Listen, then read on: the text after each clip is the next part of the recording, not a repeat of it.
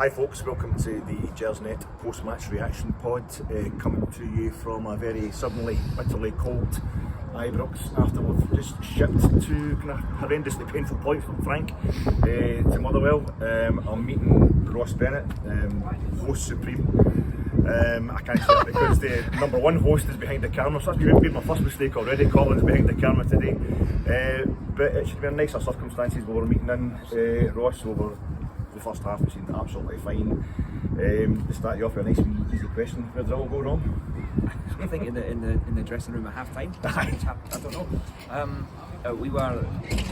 We started the game well. We were in control. Two well taken goals. Actually, I didn't really see the first goal. It looked like a wee bit of a melee or a muddle at the box, and it's gone in. But the second goal taken really nicely. And at that point, two up half time against a team that knows the ball from the top of the first 45. You're thinking, good, here we go. I come out in that second half and something's changed. Something's completely different. I don't know what it is. You know, we saw on Thursday Gio making a tactical change and it changed the game and it worked. Today it was almost like he didn't make any tactical changes. And he didn't really create much. But you know, there are mistakes in our decision making. We gifted them some opportunities. I think the defending for the second goal in particular was appalling. It was embarrassing.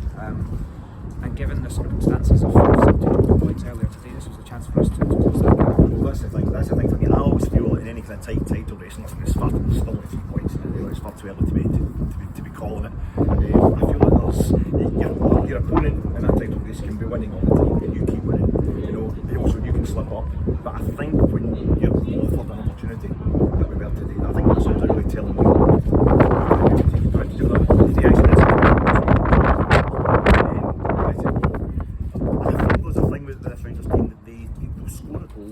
They'll take the lead, or they had this thing like they did today under Gio. They do quick bursts of 2 goals. They do quick 2 goals in quick succession, like against Hearts at Tynecastle, and you spend the rest of the game kind of panicking more than you should really that they're going to get that second or that third goal that they need.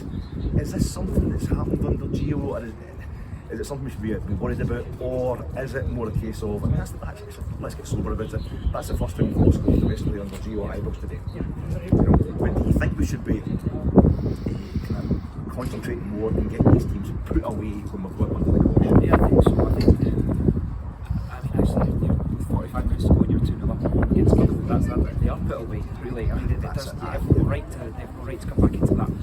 But, you know, we're asking, is it something that's happening under Gio? I mean, plainly it is, but I don't think it's a managerial thing. I don't think it's a tactical thing. I think it's the players. The players, after a performance like that, need to take a look at themselves, because they've got it. We saw it in the first half. There's enough there to win these games so comfortably, and so there should be. Like the talent that we have should be far and away out of sight in these games. And it's the fact that there's such a change in pace, such a change in dynamic after half time, that it's almost unbelievable that was the same team. Yeah. So that's I don't know. I think the manager and his coaching staff will be disgusted. I think they'll be furious. Quite rightly, because I think the players have let themselves down.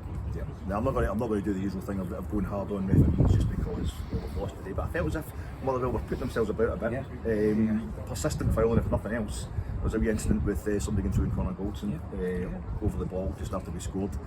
And I don't know about yourself, I'm terrible at seeing these things during the game. You know, I'm judging them properly during the game, but either of the 2 offside goals that we scored after Motherwell pulled one back, what do you think? So I set up that end in the main stand. I set up around about in line with the 6-yard line, so it has a good view. We've seen it live, we've seen it once. It's difficult to say, and by the time we do the sort of main pod tonight, we'll know for sure, I guess, if they were on or off. I thought the first one, the header, I think he was probably just off. He looked off to me. I think the second one's really tight. I think the second one, I had my suspicion he was on.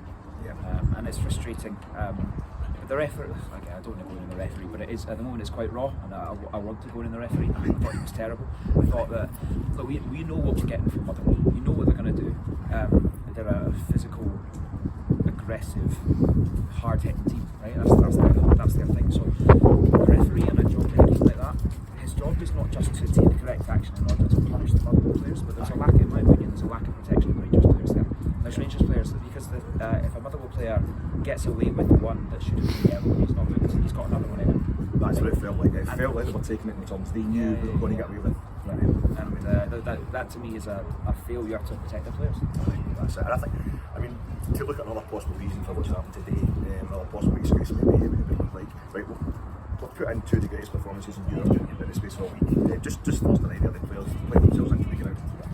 Are you looking for more then, change-wise, in terms of the starting 11 today? I mean, maybe Kamara coming for Ryan Jack looks like a straighter change than it actually was. When we pick a 4-1-2-3, I thought today. And then you've got Warner Barisic is out altogether. That's worked in with Fashion Sakala coming in. I thought, it's an easy choice to play Fashion Sakala against Motherwell once again he scores against them. But do you think we're worrying about the absence of Ryan Jack? We're even more concerned about the worry of a new signing from Juventus for loans at Mr. Aaron Ramsey not appearing at all.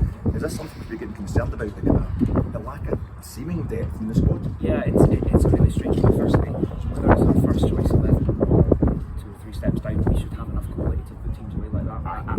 So it's more of the excuse there. But I think there is something worrying going on because we don't seem to know that these players are missing until the team comes out, and you look and you go, Ryan Jack's not on the bench, Aaron Ramsey's not made the bench. I don't even think Phil Hollander was on the bench. They're playing John Lundstrom at centre half, and actually John Lundstrom's actually done okay when he's filled in at centre back before. But is it injuries? I mean, it must be injuries because if they were just being rested, they'd be on the bench. So that if they need to change the game, they come on and change the game. So something's happening, and it is whether Aaron Ramsey's a concern, if nothing else because of the financial outlay that we're reportedly making on him. But Ryan Jack came in and gave us 3 or 4 games of reminding us what he does, and now where is he? And a day like today, we needed him. Right guys, I'm sorry there's not better news to bring you, but there's more questions to be asked, and the boys will do that to a lot greater detail on tonight's flagship pod. It will be Colin's back hosting. I think we've got Patrick Caskey and Ian Duff. So sorry we're not bringing you better news, but talk to you soon guys.